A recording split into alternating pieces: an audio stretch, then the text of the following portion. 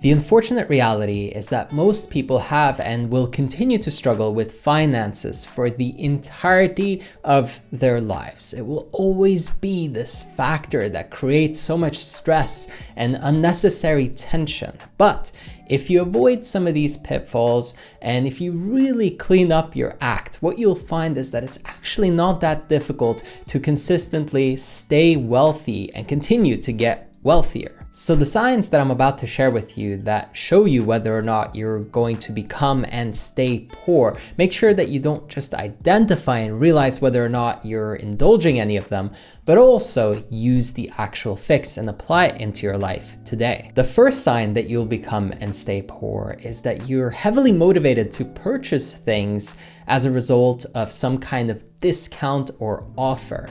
You have to realize that when you're spending money, not saving it. And yes, of course, if you're gonna buy something anyway, you might be able to save some money on a sale. That's very different to being pulled towards buying things because there's that incentive. Remember that marketers and sellers all over the world use this as a strategy to manipulate your mind into feeling like you're missing out on something if you don't make that purchase. Now, once again, remember that of course, if you're gonna buy something anyway and it's on your list, on your agenda, yeah, sure, grab a discount, that's great. But if you're buying this thing that you weren't originally planning for just because of a discount, that's where you really wanna stop yourself in those tracks. And the best way to overcome this is to always have a clear list about what you're spending your money on and to budget clearly, to know what your expenses are going to be in advance so that you're not caught off guard and overspending on things that you shouldn't. The second sign is trying to save your way to becoming wealthy.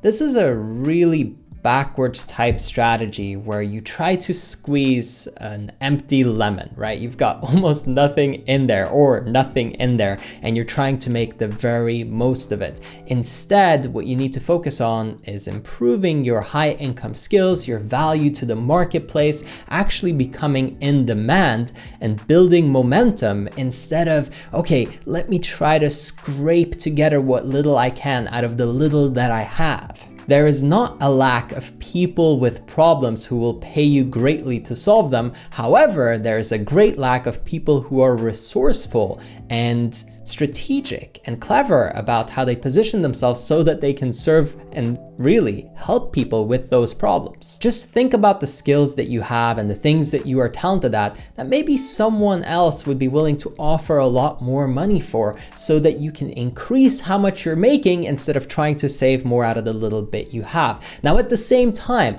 make sure that you don't fall into the trap of increasing and improving your lifestyle because you're making more, because then you just fall right back into the same trap. The best way to build financial freedom and independence is to actually make so much more than what you live off of so that what you save and what you put away is so significant that it can pay you interest, which equals the amount you need to survive. What happens then is you don't have to work for money. And when you don't have to work for money, you do work that you enjoy. You pick something that you're passionate about. You don't worry as much. You're not stressed, which then ends up making you more money most of the time for most people. And then as a result, your wealth grows even greater. But you see, this is all in your mind. And if you think that you are limited because you didn't get the right education, I'll tell you this, most people that I work with who are multi-millionaires didn't even finish college, and some of them even high school. So please don't blame it on circumstances or the environment around you. If you're not creating the level of income that you feel is really what you want and what you desire, then you've got to work on this part of you that feels like you're not good enough, you're not ready, you're not qualified, whatever it might be, because if that continues to run the show, you'll continue to experience the same lack. And this frustration drives you into making really, really bad decisions. And what winds up happening is that you stay stuck in a financial position of really just being poor. Now, before I share the next sign and how to overcome it, I just want to let you know that if you want to improve your finances, really get to a level of wealth where you're completely independent and free, and you want me to walk you through a game plan and a step-by-step on how to do it, then hop over to erafael.com, and over there you can book a one-on-one consultation with me where we'll sit down, we'll talk and see how I can help you grow in every area of your life, not just wealth. Again, if you want to take advantage of that, just jump over to erafael.com. The link is in the description, and I'm looking forward to talking to you soon. Now, this next sign is actually something that most people are very, very afraid of, and it's leverage. Debt, borrowing money to make more money, or leveraging your money to make more money in any way, is going to speed up your financial journey by a landslide. I mean, this is really where you go from slowly grinding to save up some cash, and then maybe you can do some investing, to, oh wow, there's this massive snowball that just keeps rolling downhill at a rapid pace. I can't even catch up. I can't make as much money by working as I can from my investment portfolio because it's just getting bigger and bigger and bigger, and it's making so much more than even if I was working 40, 50, 60 hours a week at a really, really high salary and income, and maybe even from running a really successful business. You'll commonly see this with wealthy people borrowing money, getting investors for their projects, and it's just kind of normal to them. They're not afraid of it, but to the average person, it's so intimidating, right? Oh, I've got to borrow capital. What if I mess up?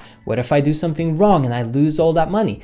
Well, make sure you don't. Get it together, right? Get your game plan and your actual strategy in order so that there's very little risk, so that you know what you're doing. Of course, you have to educate yourself. You need mentorship, you need support. You have to be well read too. You can't just jump in and hope for the best, but if you never learn and if you never study, then you never have a chance at all. And then you'll always be playing the same old game with the same old problem, having the same old experiences, financially being stressed. Is that better? That's more work than learning this stuff. It's easier to learn how to leverage. It's easier to learn how to get wealthy than it is to stay poor. It's harder to stay poor because you keep being miserable, you keep staying stuck and keeping yourself in this mud. It's self-created and self-inflicted if it lasts for a long time. Sure, sometimes life happens and unexpected things hit you in the face. What can you do, right? That's just the nature of things. But there's this other side, which is what is under your control, what is under your influence. And it's a lot more than what you think. Most of the time we want to brush things off and say, there's less that's under my influence, under my control, because it feels better. It's a way to cope. But if you want financial growth, like explosive financial growth, it's all about taking full responsibility. It's about deciding that, hey, I'm going to reach this level. I'm ready. I deserve it. I'm moving forward now. I'll learn what I need to learn. I'll have the right people around me, and I'm moving towards my goals. Nothing can stop me. That's the mentality I want you to install. And I know it will change your finances, the quality of your life, and your wealth game forever. So I hope this landed. As always, I hope that you enjoyed this one, and I'll catch you on the next one.